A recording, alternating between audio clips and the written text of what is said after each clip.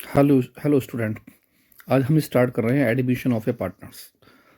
और मैं आपको एडमिशन ऑफ ए पार्टनर्स में बताऊंगा फॉर्मेट। ये एडमिशन ऑफ पार्टनर्स में कौन कौन से अकाउंट्स बनते हैं और आप किस तरह से अपने अकाउंटों को मेंटेन करते हैं। तो लेट स्टार्ट। हमारा सबसे पहला अकाउंट जो होता है उसका नाम होता है revaluation profit and loss account. आप इसे रीवैल्यूएशन अकाउंट भी कह सकते हैं।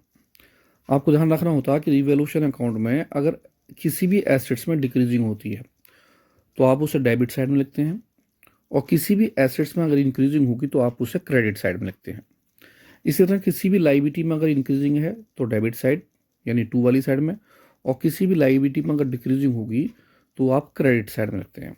अदर वे में आप ये कह सकते हैं कि किसी भी तरह का एसेट्स पर कोई डेप्रीशिएशन अगर लगाया जाता है तो हमेशा डेबिट साइड में आता है।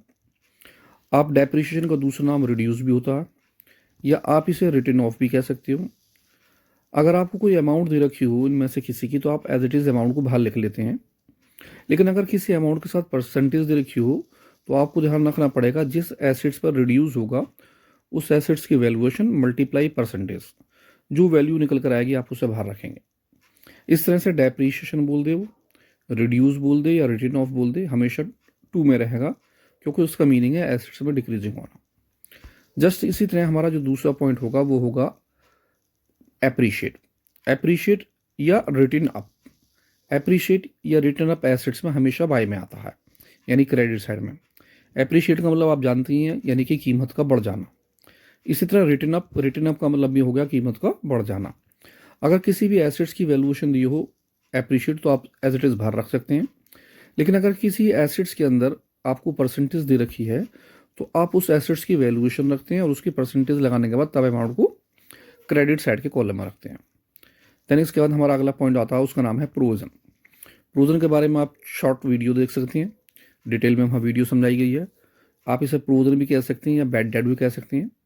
प्रोविजन की अगर अमाउंट दे रखी है एडजस्टमेंट में या बैड डेट दिया तो आप एज इट इज़ अमाउंट बाहर रख देते हैं। लेकिन अगर सपोज की जो परसेंटेज दी है तो आप इसे हमेशा डेप्टर्स के ऊपर लगाते हैं।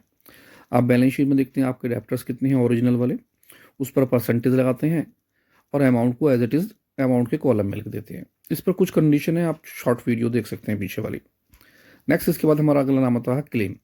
किसी भी तरह का कोई न्यू क्लेम होगा तो हमेशा क्रेडिट साइड में लिखा जाएगा। इसी के साथ साथ हमारा नेक्स्ट नाम आता है क्रेडिटर नॉट लाइकली या क्रेडिटर्स नॉट पेड। अगर क्रेडिटर्स नॉट पेड होता तो मीनिंग है लाइबिलिटी में डिक्रीजिंग होना, और लाइबिलिटी की डिक्रीजिंग हमेशा कहाँ आ जाती है, बाय में, यानी कि क्रेडिट साइड में। आप अमाउंट कहाँ लिख देते हैं, बाय में अमाउंट लिख देते हैं एडमिशन के अंदर। इसी के साथ साथ हमें ध्यान रखना होगा कि जब हम सभी चीज़ों को लिख लेंगे तो अपने टोटल को आप नीचे करेंगे, इसी टोटल को अपोजिट साइड रख देंगे। आपका जो टोटल निकल कर आएगा प्लस वाला, इसमें से ऊपर के जितने भी आइटम आपको दे रखे होंगे उन सभी आइटमों को माइनस कर देंगे, और आपका जो आंसर होगा उसे आप बोलेंगे प्रॉफिट। और ये प्रॉफिट इनके पार्टनर्स के जो ओल्ड रेशो होते हैं उन रेशो में डिवाइड कर दिया जाता है। यानी सबसे पहला हमारा काम क्या होगा, रिवोल्यूशन अकाउंट मेंटेन करना। देन उसके बाद हम कैपिटल अकाउंट बनाते हैं। कैपिटल अकाउंट क्या सब बनता है इसे देखते हैं। रिवोल्यूशन के बाद हमारा सेकंड अकाउंट है capital account. Partners capital account में हम देखते हैं हमारे पार्टनर्स कितने हैं, जो भी उनके नाम दिए होते हैं हम उतने ही नामों को लिख लेते हैं, और एक नए पार्टनर्स जो होता है उसका नाम भी इसमें ऐड कर दिया जाता है। आप बैलेंस शीट में देखेंगे आपके पास कितने पार्टनर्स हैं, दो हैं या तीन हैं। अगर दो पार्टनर्स हैं तो एक नया वाला पार्टनर्स इसमें ऐड कर लेंगे, तीन हो जाएंगे। अगर आपको तीन पार्टनर्स दिए हैं तो इसमें एक न्यू पार्टनर्स को ऐड कर लेंगे, चार पार्टनर्स हो जाएंगे। आपका सबसे पहला काम होता है पार्टनर्स कैपिटल अकाउंट में ओल्ड कैपिटल को लिखना। और ये आपकी जो ओल्ड कैपिटल होती है हमेशा किस में मिलती है आपको, ओल्ड बैलेंस शीट में। आप सबसे पहले ओल्ड पार्टनर्स की कैपिटल लिख लेते हैं, ए की कैपिटल ए के कॉलम में और बी की कैपिटल बी के कॉलम में, जो भी कैपिटल आपको बैलेंस शीट में दी होती है। नंबर टू, सेकंड नंबर पर हमेशा जो है आप लिखते हैं क्या चीज़, बाय कैश।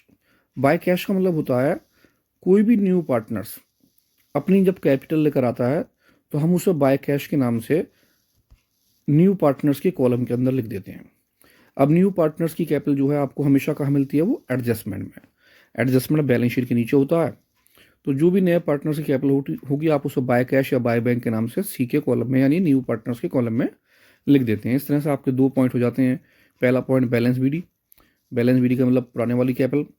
बाय कैश का मतलब नई कैपिटल। पुरानी कैपिटल पुराने पार्टनर्स में, नई वाली कैपिटल नए वाले के पार्टनर्स के कॉलम में। देन आगे बढ़ते हैं हम थर्ड नंबर पर हम लिखते हैं प्रीमियम ऑफ गुडविल।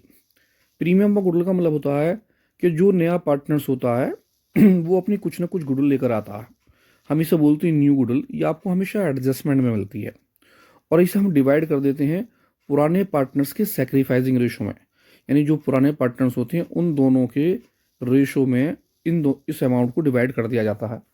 कोई भी नया पार्टनर्स आया, जो भी गुडविल आया, तो दोनों पार्टनर्स के सैक्रिफाइसिंग रेशो में डिवाइड कर देंगे और केवल ए और बी यानी पुराने पार्टनर्स में लिखी जाती है। इस तरह से 3 पॉइंट के बाद हमारा फोर्थ पॉइंट आता है। फोर्थ पॉइंट का मतलब होता है revaluation profit and loss. Revaluation profit and loss credit side में लिखा जाता है। Revaluation profit and loss account का मतलब होता है आपका फर्स्ट वाला अकाउंट, जो आप फर्स्ट अकाउंट सबसे पहले मेंटेन करते हैं, वो अकाउंट्स आपका रीवैल्यूएशन अकाउंट कहलाता है। इस बात में आपको ध्यान रखना होगा, अगर वो प्रॉफिट निकलता है, यानी कि रीवैल्यूएशन अकाउंट फर्स्ट अकाउंट में प्रॉफिट है, तो वो क्रेडिट साइड में आता है, यानी आप क्रेडिट साइड में ए के अमाउंट ए के कॉलम में और बी के अमाउंट बी के कॉलम में पुराने पार्टनर्स में डिवाइड कर देते हैं। लेकिन अगर वो क्या था लॉस, तो लॉस की कंडीशन में वो अमाउंट किस में जाती है, डेबिट साइड में। आप लॉस यहाँ लिखते हैं डेबिट साइड में और ए के अमाउंट ए में और बी के अमाउंट बी में। तो आप जानते हैं कि प्रॉफिट या लॉस में से एक चीज़ आनी है। अब आपको ये देखना है प्रॉफिट है या लॉस। तो मैं एक बार फिर बता दूं, अगर प्रॉफिट है तो आप कहाँ लिख देंगे उसे, क्रेडिट साइड में। इसी तरह अगर लॉस होगा तो वो किस में आ जाएगा, वो डेबिट साइड में। इस तरह से आपके 4 पॉइंट आ जाते हैं। और सबसे लास्ट में हमारा 5 पॉइंट जो आता है उसका नाम होता है रिजर्व।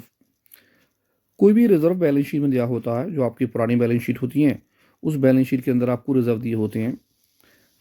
इनके बहुत सारे नाम हो सकते हैं। वो आपको रिजर्व भी बोल सकता है, आपको वो फंड भी कह सकता है। बैलेंस शीट में वर्कमैन कंपनसेशन के नाम से भी हो सकता है, बैलेंस शीट में प्रॉफिट एंड लॉस के नाम से भी हो सकता है, बैलेंस शीट में सस्पेंस नाम हो सकता है, या बैलेंस शीट में गुडविल भी हो सकती है। गुडविल कौन सी होती है, जो ओल्ड वाली गुडविल होती है, आपको बैलेंस शीट में दी हुई होती है। ये सारे की सारी बातें हमेशा किस में होती हैं, वो ओल्ड बैलेंस शीट में, और हमेशा ये डिवाइड करी जाती हैं किस में, ओल्ड रेशो में। इनमें से जो भी बात आपको दी हो वो आपको बैलेंस शीट में मिलेगी और वो हमेशा ओल्ड रेशो में डिवाइड करी जाएगी।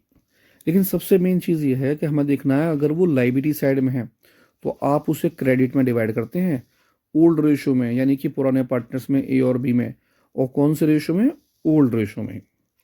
इसी तरह अगर इनमें से कोई भी आइटम वो एसेट साइड में होता है तो आप उसे कौन सी साइड में बांटते हैं, डेबिट साइड में। ए की बातें ए के कॉलम में, बी की बातें बी के कॉलम में।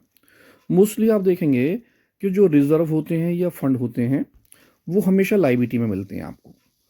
इसी तरह प्रॉफिट एंड लॉस, इसमें कंडीशन है, प्रॉफिट एंड लॉस भी आपको जो है लायबिलिटी में मिल सकता है और एसेट्स में मिल सकता है। क्योंकि प्रॉफिट लॉस अगर डेबिट है तो वो एसेट्स में होगा, और अगर वो क्रेडिट है तो लायबिलिटी में होगा। गुडविल हमेशा आपको किस में मिलती है, बैलेंस शीट में। तो कहने का मतलब ये हुआ कि आपको ध्यान रखना है कि रिजर्व, कोई भी फंड, किसी भी तरह का workman, profit and loss account, suspense account, या कोई भी गुडविल, अगर इनमें से कोई भी आइटम आपको ओल्ड बैलेंस शीट में दिया हो तो आप उसे ओल्ड रेशो में डिवाइड करेंगे। ध्यान ये रखेंगे कि अगर वो क्रेडिट साइड है तो आप, यानी लायबिलिटी साइड में है, तो आप उसे क्रेडिट साइड में लिख देंगे। लेकिन अगर वो एसेट्स में लिखा होगा तो आप उसे डेबिट में लिख देंगे। इस तरह से आपके 5 पॉइंट आ जाते हैं। 5। अब 5 पॉइंटों को हम एक बार रिपीट ले लेते हैं। 5 पॉइंट से मतलब हो गया हमारा, सबसे पहले आपने देखा फर्स्ट ओल्ड कैपिटल, जो आपको ओल्ड बैलेंस शीट में दी होती है, नंबर 1। दूसरे नंबर पर आपने वहाँ देखा न्यू वाली कैपिटल। न्यू कैपिटल आपको हमेशा कहाँ दी गई होगी, वो एडजस्टमेंट के अंदर नीचे ही होगी, जो आप नए पार्टनर्स में लिखेंगे। थर्ड पर आप नई वाली गुडविल लिखते हैं और नए वाले गुडविल को दोनों पार्टनर्स के सैक्रिफाइसिंग रेशो में डिवाइड कर दिया जाता है। नेक्स्ट, इसके बाद आता है नंबर 4 नंबर पर आप देखते हैं रिवैल्यूएशन का प्रॉफिट या लॉस।